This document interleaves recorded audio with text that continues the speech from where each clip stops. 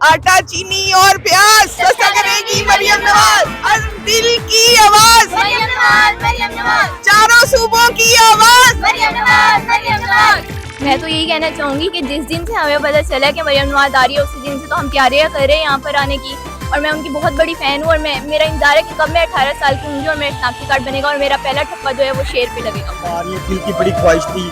माशाल्लाह बिहारी नून लीग का गढ़ है और ये हम देख रहे हैं कि आज साबित हो रहा है कि वाकई बिहारी नून लीग का गढ़ है।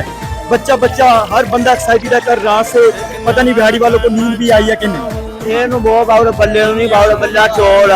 मरियम नवाज शरीफ आ रही की कहोगे तुसी इस बारे और 5 मरले हम जगह ही दे देवे और इसके अलावा की कहोगे मरियम तेरे चांद निसार, मरियम तेरे चांद निसार।